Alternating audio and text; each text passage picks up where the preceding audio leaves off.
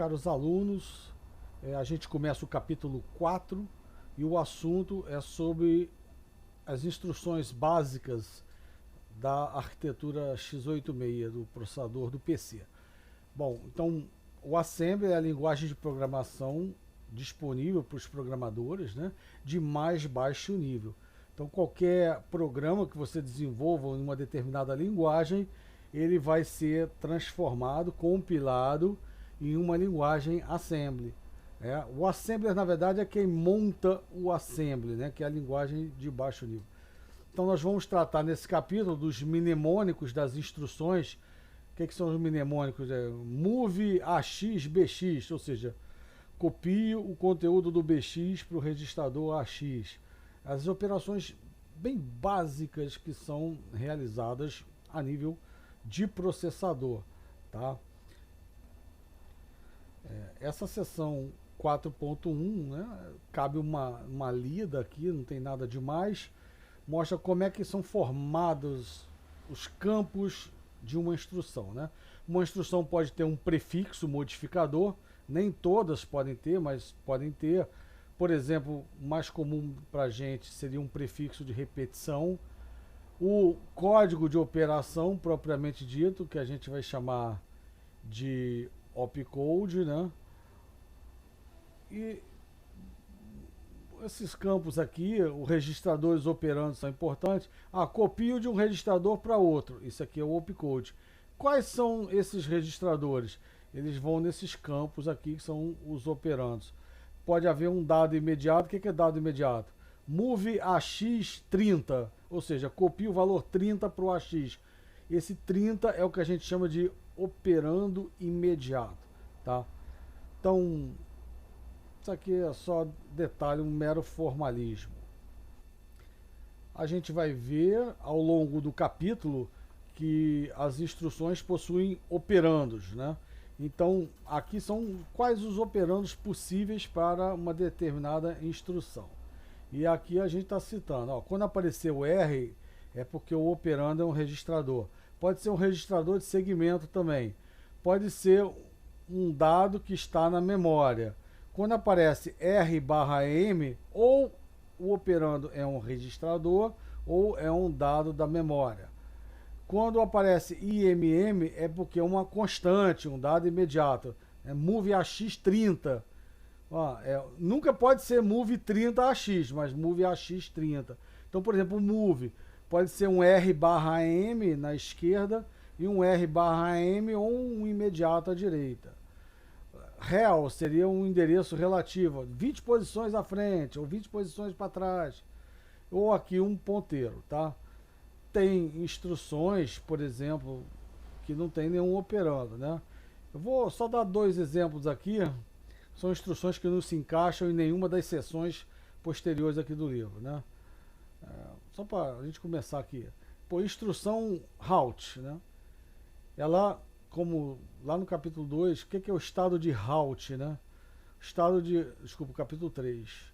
Estado de halt é aquele que é o estado stand-by do processador. Como é que ele entra em halt? Executando uma instrução HLT, né? Halt. Ele só sai do halt com interrupções,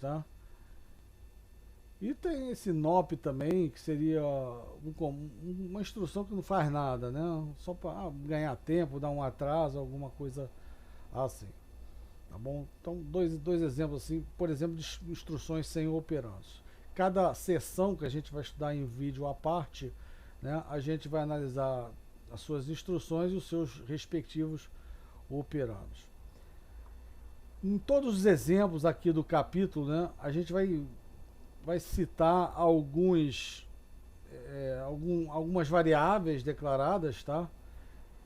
E no nosso exemplo nos nossos exemplos vão ser sempre essas declarações aqui, tá? Essas declarações aqui. Então, ou seja, nós vamos trabalhar com x, y e z, eles são inteiros, tá? Declarados como int, né? Int x, vírgula y. Na verdade, o z vai ser um ponteiro, né? Asterisco z. O K1 e o K2 foram declarados como unsigned int, tá? Vão ter algumas diferenças entre int e unsigned int em compilação, a gente vai ver mais adiante. Esse C1 vai ser para a gente um char, né? Signed char, e o C2 um unsigned char. Então, por exemplo, o C1, o char, né? Ele é representado de menos 128 a mais 127, por exemplo, né? O char. E o unsigned char, ele é representado de 0 a 255, tá bom?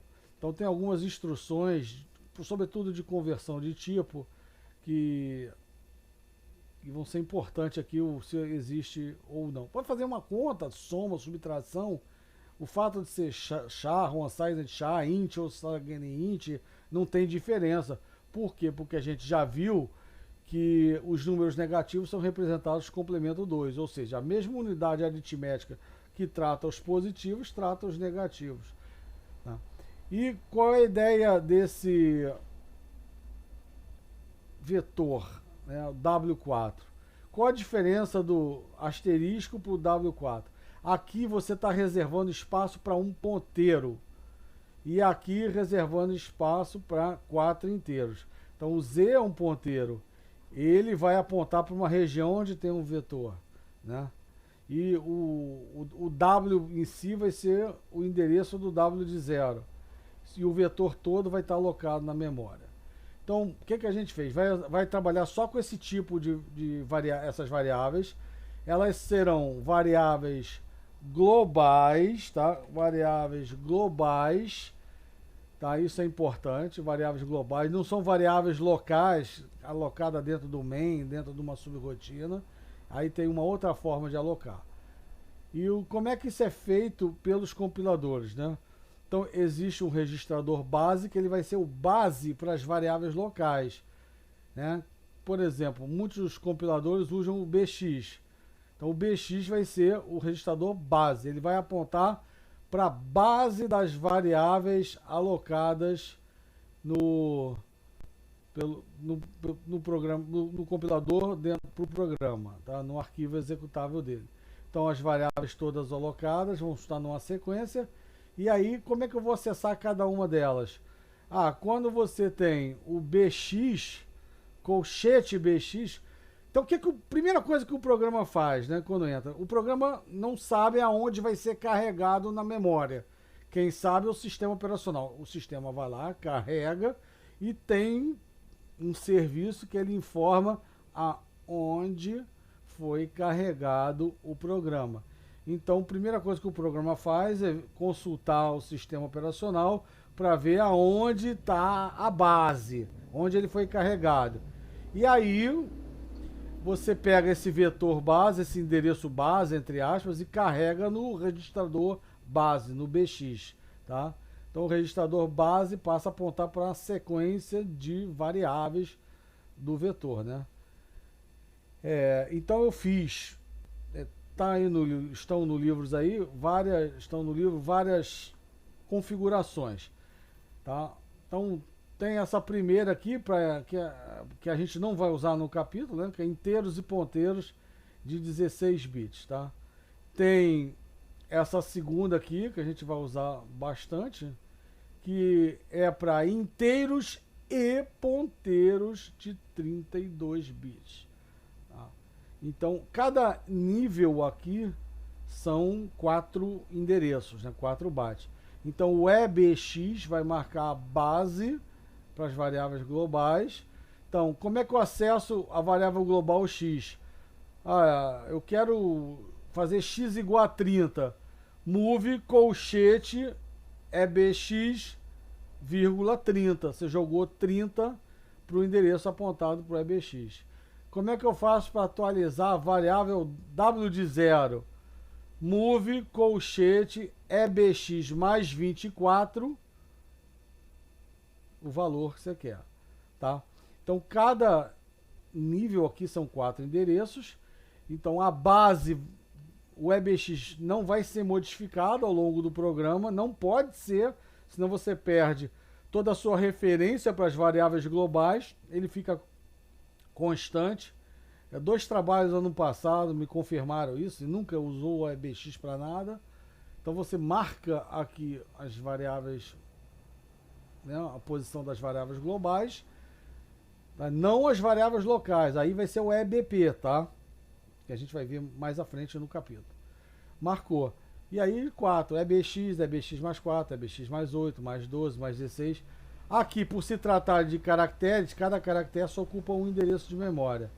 Vamos aqui usar o alinhamento por double word, né? Ou seja, todos os inteiros de 32 bits têm que ser alinhados por double word. Então, o C1 é acessível por colchete EBX mais 20. O C2, colchete EBX mais 21.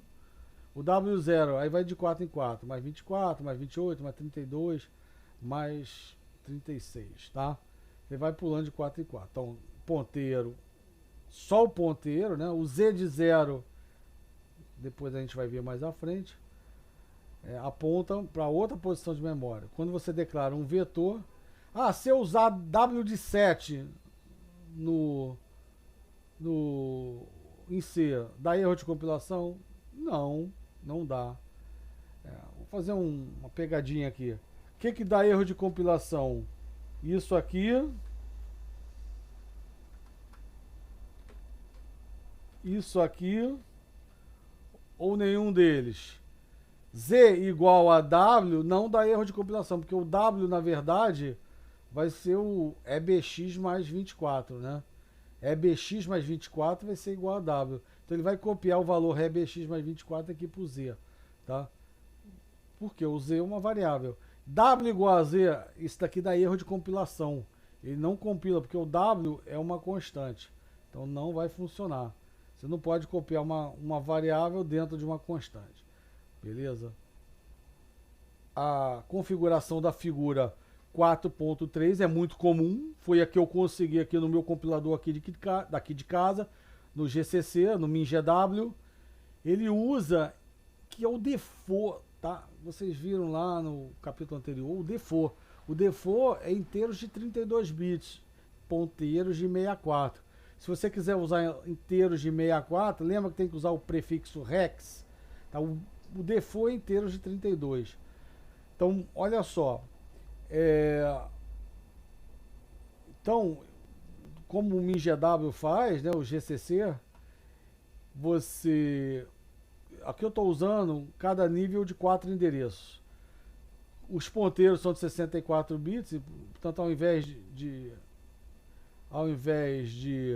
usar EBX, você usa RBX, que é o registrador base de 64 bits. E aqui eu estou botando de 4 em 4 níveis, mais 4. Z, como é um ponteiro, eles são 8 bytes. Tá? 8 bytes, é um ponteiro de 64 bits. Então são dois níveis de 4 bytes aqui. Então mais 4, mais 8, mais 16. Pula dois níveis aqui. Então 4, aqui 1 byte, 2 bytes de lixo são perdidos e vai, tá? Pulando sempre de 4 em 4. Então aqui só o Z apareceu, né? Como 64 bits aqui.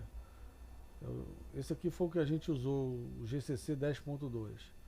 Aqui é um caso, um trabalho que eu dei ano passado, teve 2 alunos que usaram um compilador totalmente 64 bits, inteiros e ponteiros de 64 bits. Então cada nível aqui tá de 8 endereços. Então RBX mais 8, 16, 24, vai pulando de 8 em 8.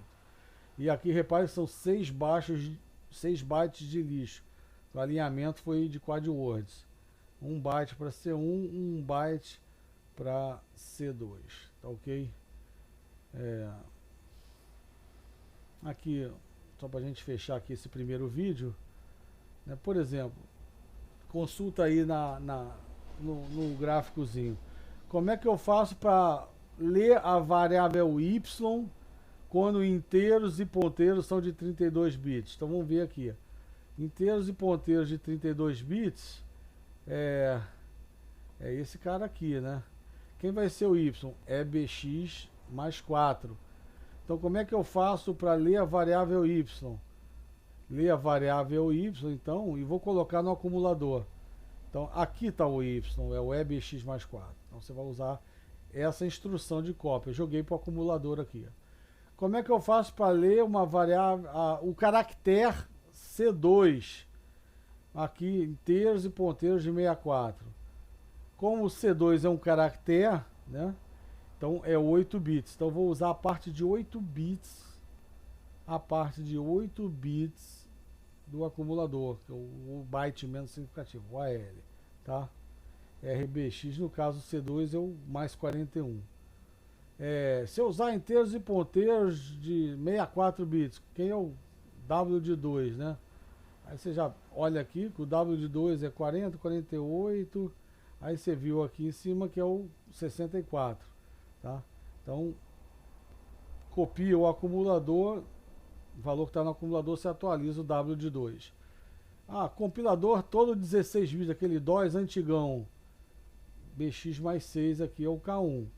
E ponteiros de 64, inteiros de 32, vai lá e vê. O endereço vai ser o RBX mais 4. Então é assim que a maioria dos compiladores que me entregaram os trabalhos de anos anteriores fizeram, tá? Bom, forte abraço e agora vamos fazer um vídeo para cada sessão, tá bom?